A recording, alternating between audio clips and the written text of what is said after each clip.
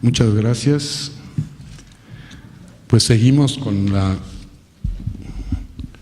segunda sesión de hoy, que va a estar muy interesante, y tengo el gusto de presentarles al doctor Tom Fröse, que es miembro del Centro de Ciencias de la Complejidad e investigador asociado en el Departamento de Ciencias de la Computación del IMAS, o sea, el Instituto de Investigaciones en Matemáticas Aplicadas y en Sistemas de la UNAM. Es coordinador de un grupo de investigación sobre nuevas aproximaciones a la ciencia cognitiva, llamados 4E Cognition. Y le doy la bienvenida y, por favor, presenta tu ponencia. Muchas gracias por la invitación. Me da mucho gusto estar aquí en el Colegio Nacional con ustedes. Mi formación es en cibernética y también la ciencia cognitiva. Y desde hace mucho tiempo estoy haciendo investigación sobre la dinámica de la interacción social. Y básicamente mis líneas de investigación se enfocan en la robótica evolutiva, modelos basados en agentes, y básicamente estoy hablando sobre el parte de abajo aquí en este diagrama, donde tenemos dos agentes que están acoplados.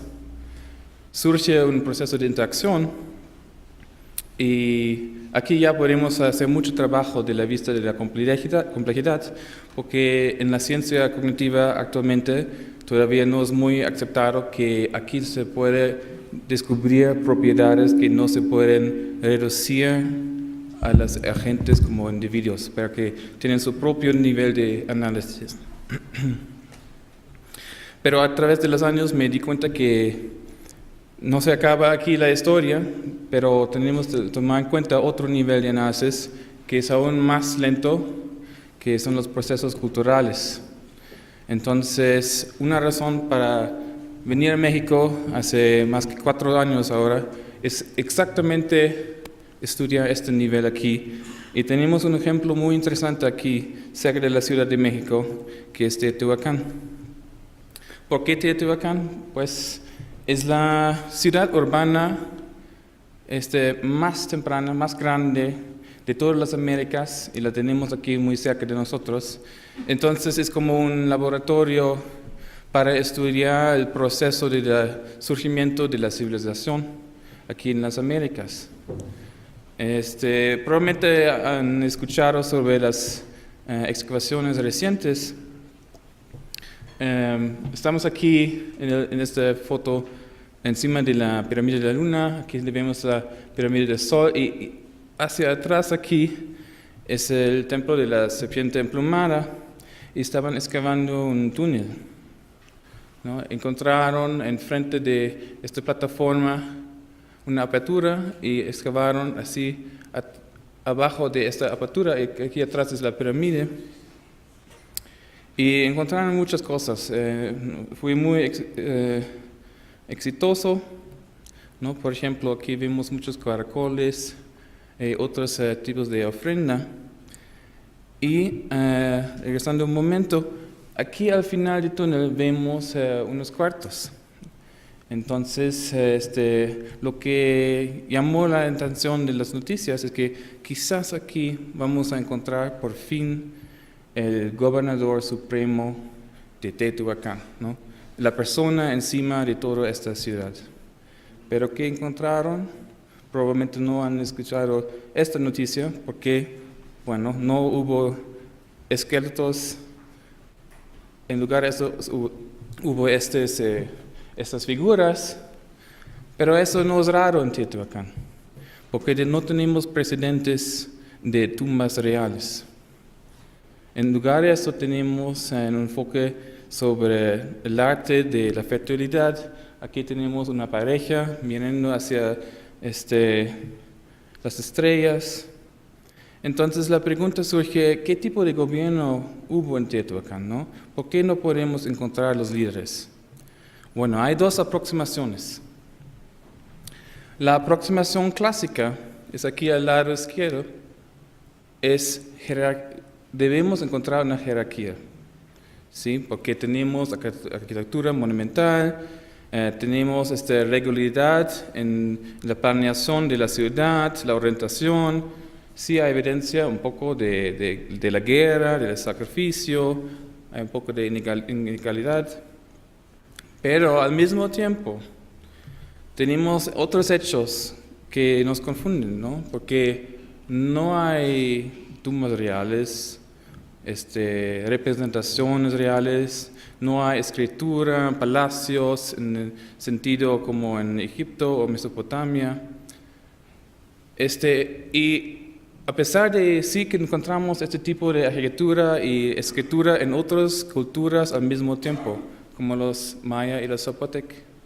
Entonces fue una decisión intencional de Teotihuacán de no imitar a sus vecinos. Pero eso puede decirnos algo sobre, quizás aquí tenemos una organización social un poco diferente que los otros casos. Lo vemos un poco en las imágenes. Aquí un famoso mural de los maya que cambió fuertemente nuestro conocimiento porque anteriormente hubo el consenso que los mayas eran sacerdotes solamente interesados en las estrellas y eran más o menos pacíficos. Pero aquí vemos evidencia de la violencia contra humanos, están sangrando de sus dedos aquí. Y no hay duda quién está encargado aquí, ¿no? ¿Quién es el jefe? Él, ¿no? No hay duda, porque es en el centro, es encima, hay más espacio, alrededor está enfocado a su persona. Ahora, ¿qué tipo de presentación de su sociedad encontramos en Teotihuacán? Se ve muy diferente. Es algo así. No vemos jerarquía aquí, ¿verdad? ¿Quién es el jefe de toda esta gente? Todos están teniendo los mismos vestidos, casi nudos.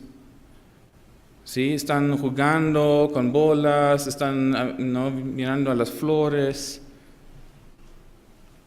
Aquí hay personas jugando otros tipos de juegos. Entonces, si se presentan así, quizás sí refleje algún tipo de organización social diferente.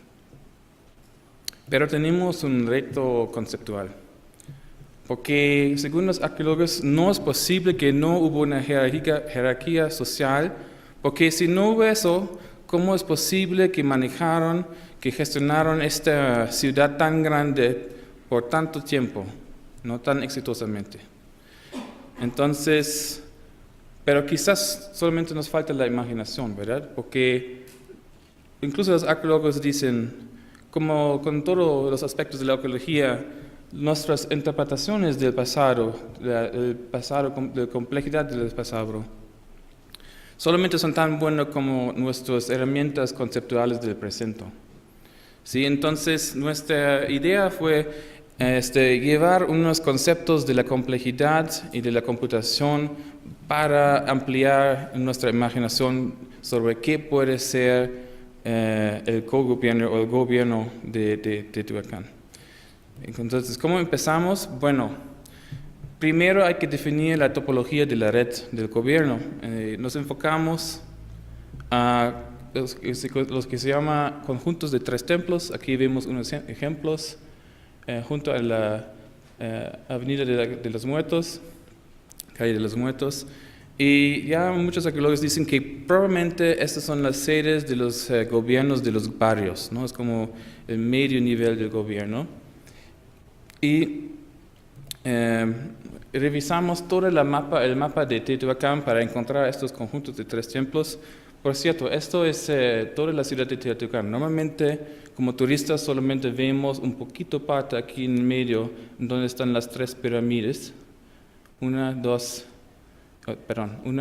3 aquí abajo. Pero realmente la ciudad casi se extiende a través de todo el valle de Teotihuacán. Bueno, en fin, encontramos 22 conjuntos y hemos creado una red social basada en estos nodos, estos conjuntos, y asumamos que todos son iguales y todos son conectados. Y para hacer el reto un poco más complicado, decidimos de decir que hay 3 personas, 3 agentes por cada conjunto, uno por cada templo de cada conjunto, básicamente. Entonces, la red se ve así. Tenemos estos conjuntos de 3 templos que son muy fuertemente conectadas, y entre estos conjuntos también hay conexiones, pero son menos fuertes. Y usamos un tipo de red que se llama Hopfield, es muy básico. Todos los agentes pueden tener un estado o otro, hay 2 opciones.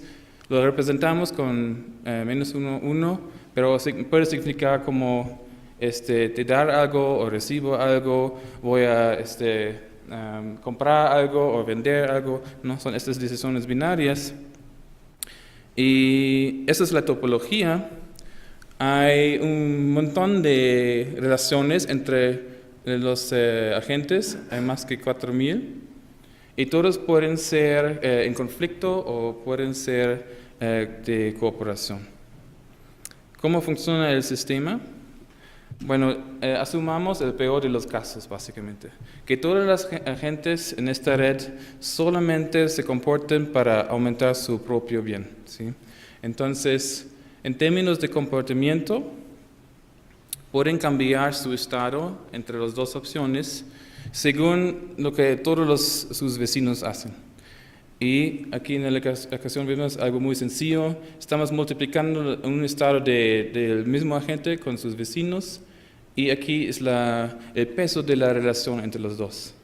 Y así nos da 2 opciones, también negativo o positivo, o muy fuerte o menos fuerte, y eso significa qué tan importante es que mi comportamiento es compatible con tu comportamiento, básicamente.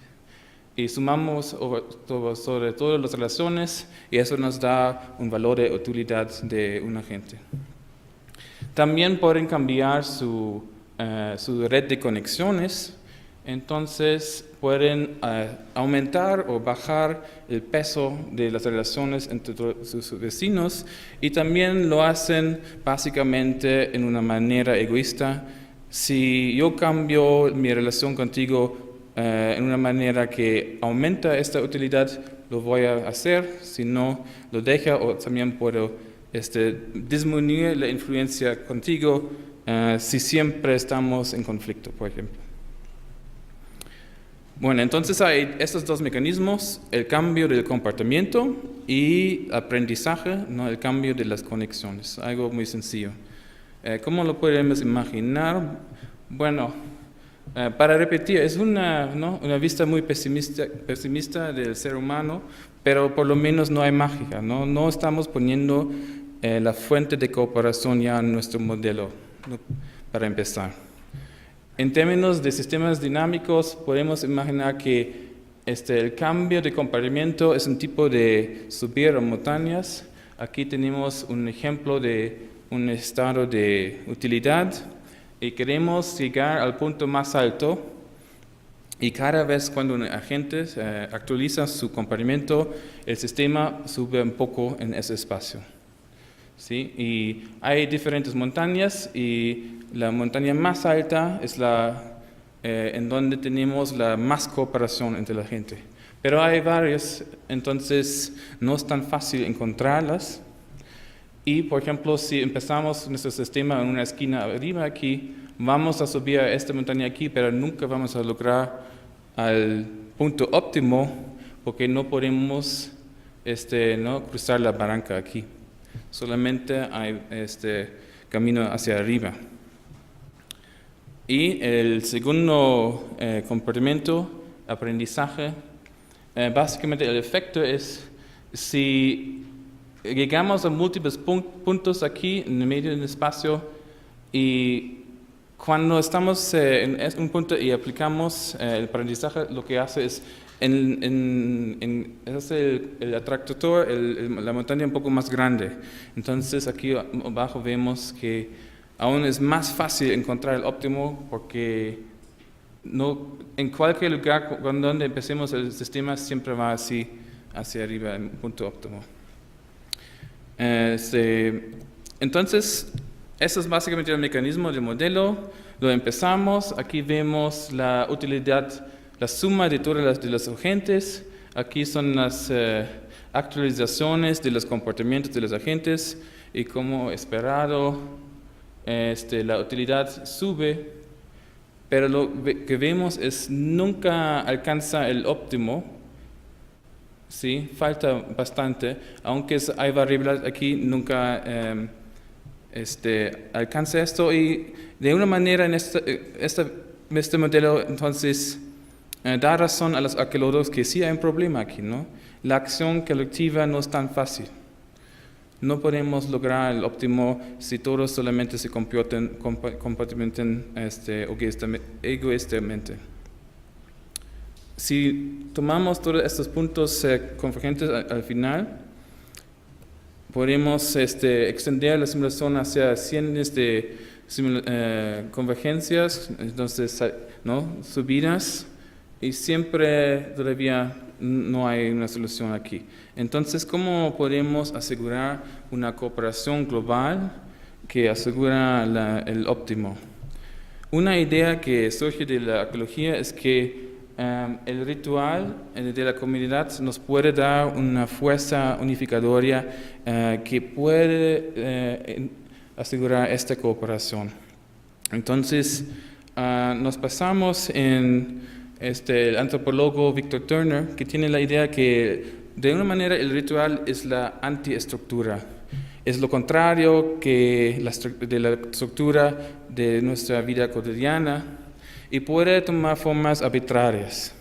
Entonces, en términos formales, lo incluimos como un efecto de aleatorización de los comportamientos, ¿sí? Es decir, todos los agentes pueden tomar el estado menos uno o uno aleatoriamente, ¿sí? Es algo arbitrario, como un ritual, no tiene valor funcional en el mundo real.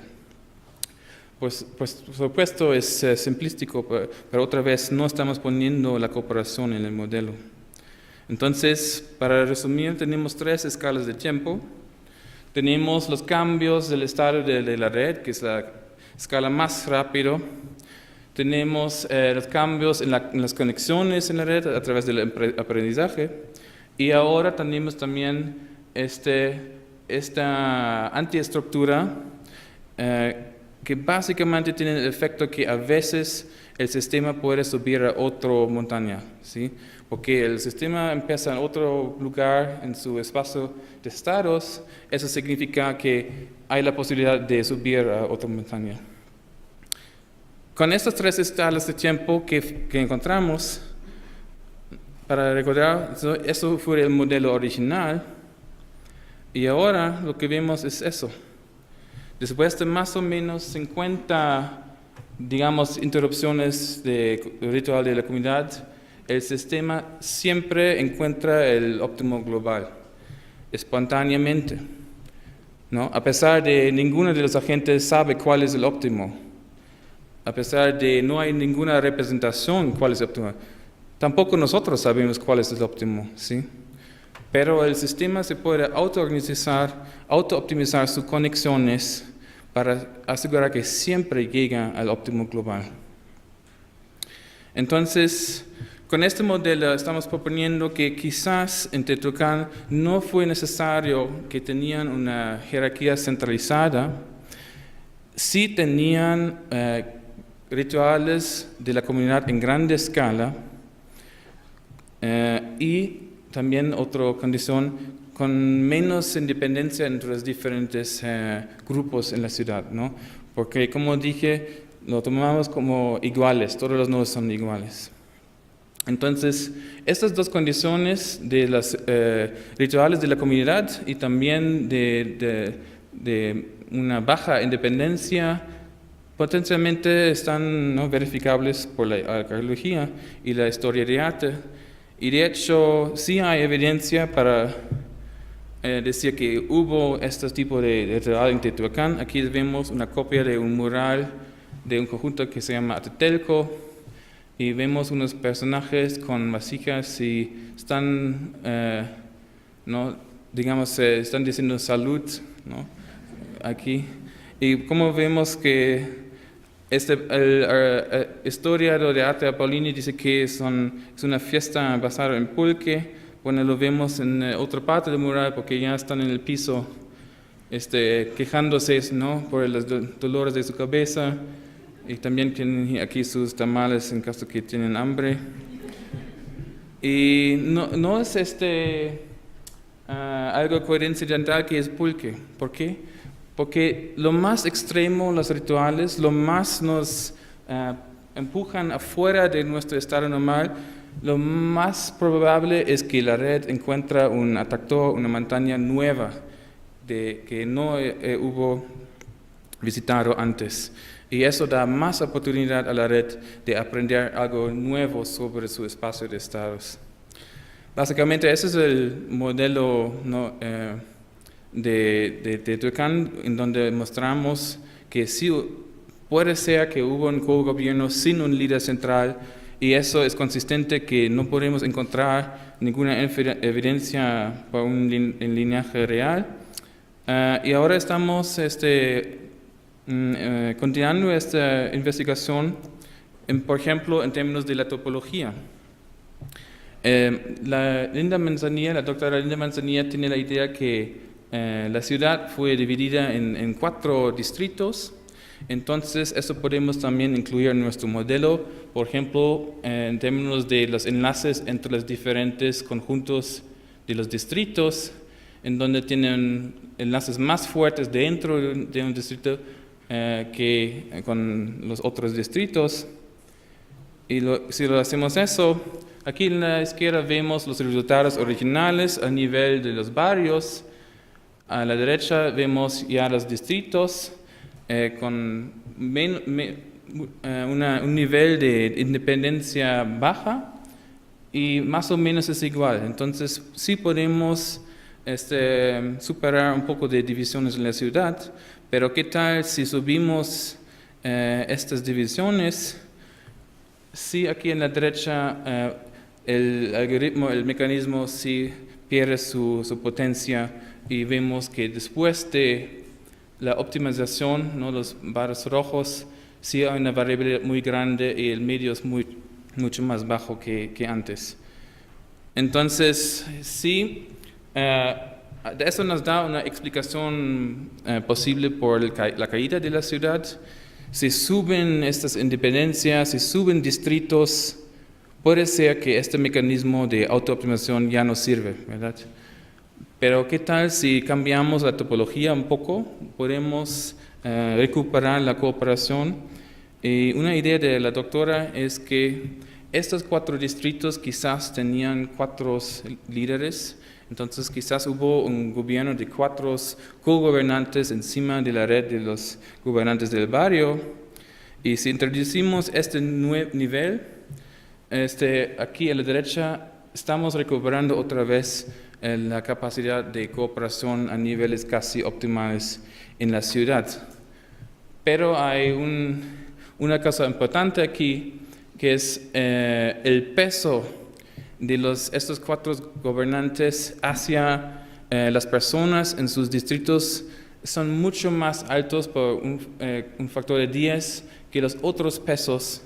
Entonces significa que tener este tipo de organización era mucho más costoso que antes, porque necesitan invertir una fuerza mucho más grande para influir a toda la gente en sus distritos.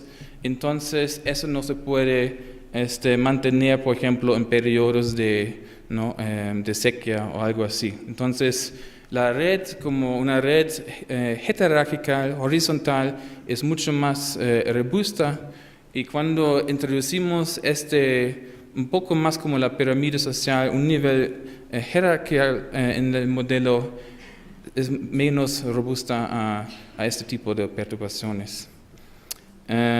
Y con esto quiero agradecer a mis colegas. El modelo fue implementado con el apoyo del Dr. Carlos Gershenson, también del C3.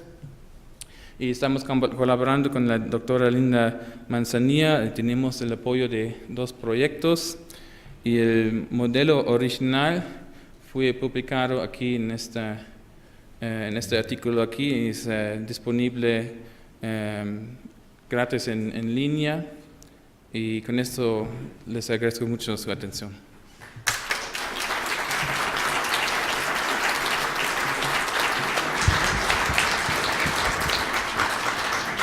Muchas gracias al doctor Flores. Tenemos tiempo para algunas preguntas. Aquí tengo una pregunta. Buenas tardes. Muchas gracias por su exposición. Mi pregunta es con relación al comentario o la afirmación de la doctora Linda Manzanilla, aquí, en este lugar, en el sentido de que Teotihuacán fue incendiada. O sea, hay evidencias de que la ciudad fue incendiada. Sí.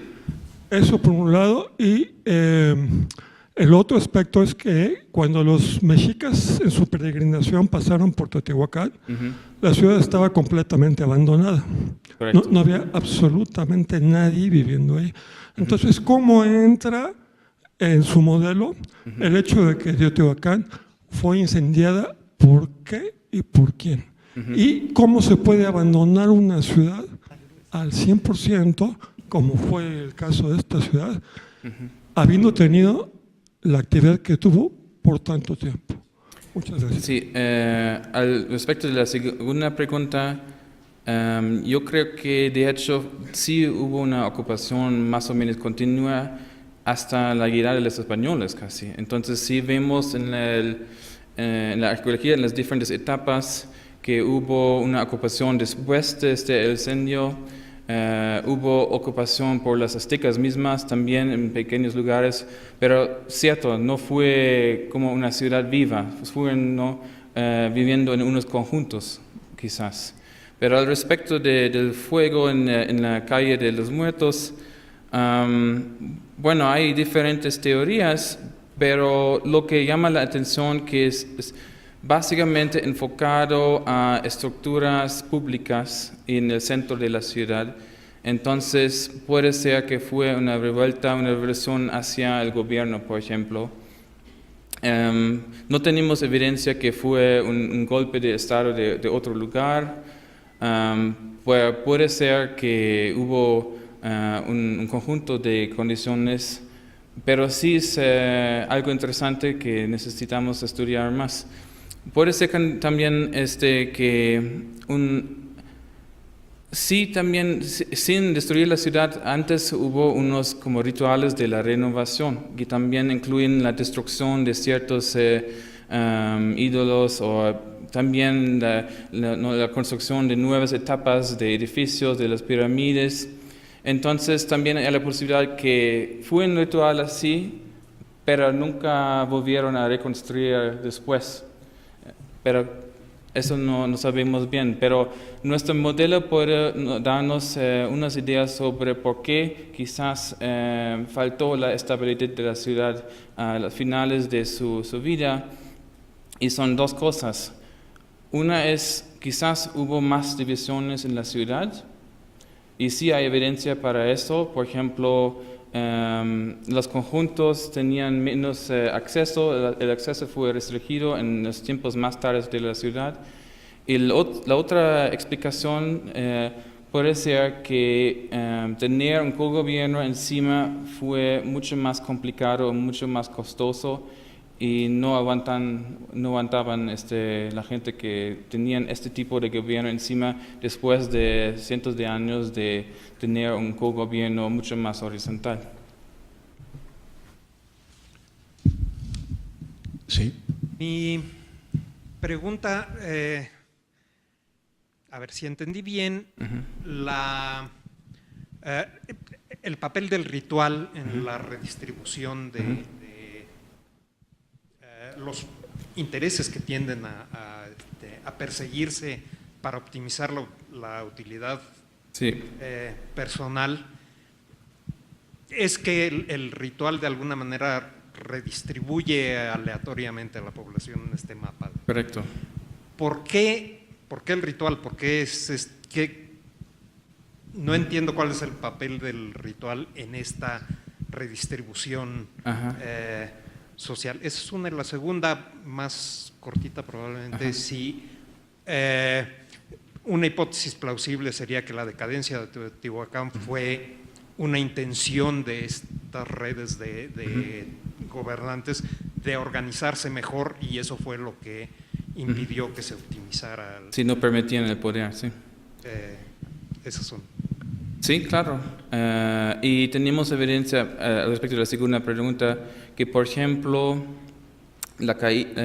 tenemos un cambio muy fuerte en el tiempo de la serpiente emplumada, en donde construyen esta plataforma encima o enfrente de la pirámide, y al mismo tiempo, un pocos años después, vemos el surgimiento del culto de la serpiente emplumada en las eras mayas. Entonces, sí puede ser, por ejemplo, que quitaron una facción de la ciudad que en los países de los mayas sí tenía una organización mucho más jerarquizada.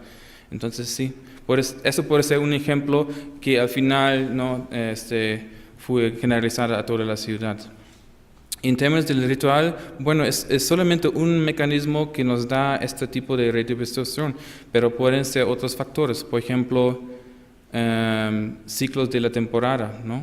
Haces un comportamiento muy diferente en la temporada de sequía que en la temporada de lluvia. Eso también quizás puede ser suficiente para mover la red en sus espacios estadios un poco. Pero como lo entiendo, el mecanismo del ritual es un poco como dormir o el sueño en el ser humano. De hecho, la red de Hopfield está basada en el cerebro, ¿no? Es una red neuronal originalmente. Y para mí el mecanismo aquí de la redistribución y de la autooptimización que surge de este tipo de redistribución sí es parecido a esto. Entonces, ¿no? Para ponerlo un poco más poético, quizás el ritual es como el sueño de la ciudad.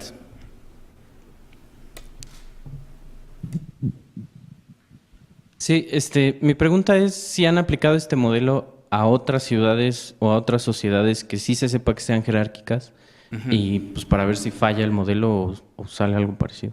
Sí, muchas gracias. Sí, es un gran interés mío ver si podemos generalizar el modelo a otros casos.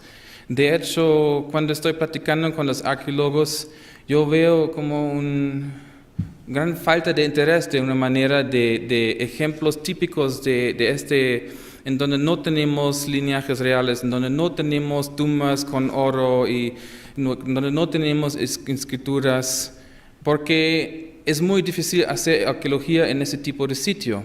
Pero hay un montón de ese tipo de sitios en todo el mundo, y yo creo que son en la mayoría de los casos las primeras ciudades urbanas, y luego vemos un cambio, una transformación a ciudades más jerárquicas, pero al principio casi en todos los lados del mundo vemos algo mucho más horizontal. Ahora, para ver si este modelo puede fallar en estos casos, es muy importante ver el aspecto del ritual de la comunidad.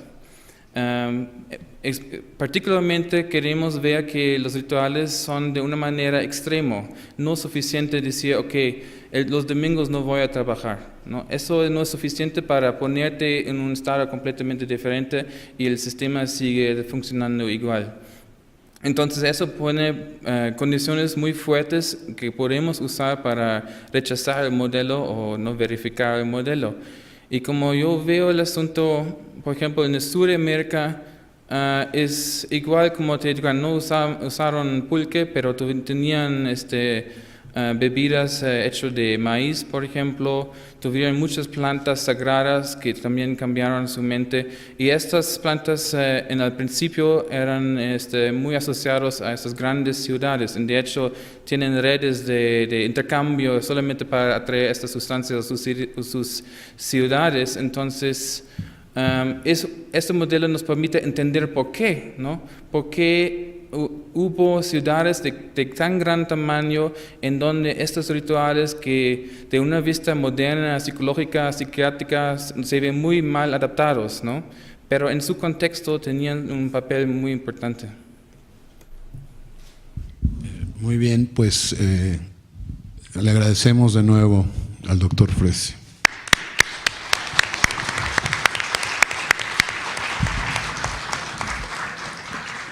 Y ahora tengo el gusto de presentarles al doctor Irving Morales, el que conozco muy bien porque fue estudiante de doctorado mío, pero en física nuclear, y que es ahora investigador en el Instituto de Ciencias Nucleares y también investigador del Centro de Ciencias de la Complejidad, y que en algún momento vio la luz y dejó la física nuclear y se dedica a los sistemas complejos.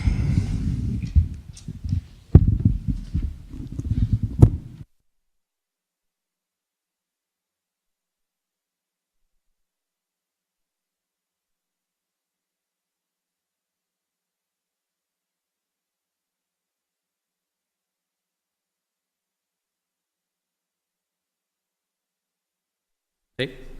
Ok. Bueno, mi nombre es Irving Morales, trabajo en la UNAM, en el Instituto de Ciencias Nucleares, en el Centro de Ciencias de la Complejidad también, y lo que les voy a presentar tiene que ver con unos estudios que hemos estado haciendo acerca de ciudades, y en particular quisiera mencionar que no solamente lo estamos haciendo ahí en la UNAM, sino lo estamos haciendo de forma multidisciplinaria con gente de la Universidad Autónoma de Nuevo León, y bueno, con un montón de gente ahí que pues, está igual de loca que nosotros. Creo que prácticamente todos los que estamos aquí presentes reconocemos el pedazo de tierra en donde vivimos, ¿no? Todos podemos reconocer la silueta de México y usualmente nos encajonan ahí en 32 pedazos de tierra más pequeños, 32 estados, y también creo que hasta ese nivel todos podemos reconocer el estado en donde vivimos. Si vamos un poco más en un nivel de agregación todavía más abajo, que serían los municipios, ya es más difícil, ¿no? ¿Alguien puede decirme cuántos municipios existen en México? ¿O alguien puede levantar su mano si no lo sabe? La mayoría no lo sabemos, ¿no? Y entonces a ese nivel de agregación prácticamente ya empezamos a desconocer México. Así se ven los municipios de México, y si yo igual les dijera, identifica el municipio en donde tú vives, pues prácticamente lo que harían sería en su mente visualizar dónde está el estado donde vives y luego más o menos a qué altura de ese estado vivo y más o menos tratar de atinarle al municipio. Si yo voy y ahora me pregunto dónde vivimos realmente los mexicanos y les pregunto cuántas ciudades hay en México, pues uno piensa pues las 3 principales y luego quizá hay otras 20, otras 30 quizá, y pues nada más. Sin embargo, uno puede realmente seleccionar todas las ciudades mexicanas a través de cuántas personas viven ahí, y resulta ser que si hay más de 2.500 personas viviendo en esa ciudad, tenemos cerca de 3.500 localidades urbanas, ¿no? El INEGI las llama localidades urbanas, y hay cerca de 3.500 ciudades en donde vivimos más de 2.500 mexicanos. Si nos vamos a pequeños pueblitos en donde viven menos de 2.500 personas, resulta ser que hay cerca de 200.000 pequeñas rancherías, pueblitos y lugares en donde viven mexicanos. Así están distribuidos. En azul tenemos los polígonos que corresponden a las localidades urbanas, y entonces pueden ver por ahí la Ciudad de México, Puebla, la Ciudad de Monterrey, Guadalajara, pero también ven un montón de puntitos rojos, y esos son lugares que prácticamente no son ciudades, son localidades rurales o pequeñas rancherías, pequeños pueblos en donde viven menos de 2.500 personas. ¿Alguien se imagina un lugar en donde viven menos de 2.500 personas? Yo gran parte de mi infancia la pasé en Coatepec, Veracruz, y siempre se me hacía un lugar súper pequeño, un pueblito prácticamente, y tenía cerca de 70.000 personas, ¿no? Entonces, un lugar con menos de 2.500 personas realmente son unas calles, unas cuantas casas y listo. Cada uno de estos lugares, ya sean municipios, ciudades o estados, le podemos asociar un montón de variables, ¿no? Podemos contar cuántos carros hay en un municipio, o cuántas personas hay en un municipio, o cuántos pobres hay en un municipio, o cuántos teléfonos, o cuántos indígenas. Y entonces podemos graficarlas de esta manera. La primera gráfica muestra el número de calles y cada punto representa una de esas ciudades urbanas. Tenemos 3.500 puntos. Abajo, en el eje de las X, tengo la población y está esto en coordenadas logarítmicas para que se vea un poco mejor, ¿no? Entonces, puedo ver que conforme aumenta la población, también aumenta. Conforme aumenta la población, también aumenta el número de calles en esa ciudad. Y esto es bastante obvio, ¿no? Si la población de la ciudad aumenta, si la gente que vive en esa ciudad aumenta, pues tienen que vivir en algún lugar. Y esos lugares usualmente son manzanas donde hay viviendas y esas manzanas están rodeadas de calles. Entonces este comportamiento lo esperamos. Lo importante es que este comportamiento tiene prácticamente una línea aquí, ¿no? Y yo al poner o ajustar una línea a esos 3.500 puntos, lo que estoy haciendo es un modelo, ¿no? Esencialmente yo estoy diciendo, si tienes tal población, por ejemplo 1 millón de personas, te tocan aproximadamente 10.000 calles. Y eso simplemente es un modelo. Podemos ir a otro tipo de variables y ver si se comportan más o menos de la misma manera. Por ejemplo, aquí tengo el número de defunciones por diabetes, y igual por ciudad, ¿no? Entonces podemos ver que prácticamente aumentan con la población y esto también es bastante obvio. Si yo tengo más personas viviendo en una ciudad, puedo esperar que más personas en esa ciudad se mueran y particularmente pues, se mueran de diabetes, ¿no? También es importante ver, este es mi modelo, la línea, y entonces es importante ver para cada ciudad qué tan lejos estoy del modelo. Y a mí justamente eso es lo que más me interesa, ¿no? Los puntos están coloreados de acuerdo a qué tanto me alejo de ese modelo. Si yo veo puntos rojos, quiere decir que mis puntos o mis ciudades se alejan del modelo en la parte positiva, es decir, yo tengo más calles de las que debería en promedio tener esa ciudad, y si yo las tengo en azul, tengo menos calles de las que debería tener esa ciudad de acuerdo a mi modelo, ¿no? También es importante ver cuál es la pendiente de esta recta, es decir, qué tan acostada está. Aquí vemos que la pendiente es 0.8 y entonces vemos, si fuera 1, por ejemplo, sabríamos que cada que yo aumento una persona, aumentaría una calle, pero eso no sucede, ¿no? Realmente las calles crecen de forma más lenta. Las calles crecen de forma más lenta y las defunciones por diabetes sí tienen prácticamente una pendiente 1 y eso quiere decir que a más personas tengo más defunciones por diabetes. Si mi modelo fuera perfecto, yo tendría todos estos puntos sobre esta línea y entonces podría predecir perfectamente cuántas calles tengo en la ciudad. Ustedes me dirían, en esta ciudad viven tantas personas y yo les diría, en esta ciudad hay tantas calles. Sin embargo, el modelo no es perfecto y lo que tenemos aquí son fluctuaciones y a mí lo que me interesa son esas fluctuaciones. Durante mi tesis de doctorado estuve estudiando fluctuaciones con respecto a modelos, eran modelos un poco más complejos, debo admitirlo, y tenían que ver con las masas nucleares, ¿no? Entonces, de nuevo, es la misma idea, yo tenía un modelo, que en este caso es una línea recta aquí, y entonces tengo, cada uno de estos es un núcleo, y entonces tengo desviaciones con respecto a ese modelo. Si mi modelo fuera perfecto y pudiera describir a las masas nucleares como realmente son, las masas se pegarían a esa línea, pero no. Vemos que tenemos desviaciones y lo más importante es que esas desviaciones son sistemáticas, ¿no? Aquí, por ejemplo, tengo defunciones por homicidios a nivel municipal y de nuevo yo veo que más o menos se comportan con la población y tengo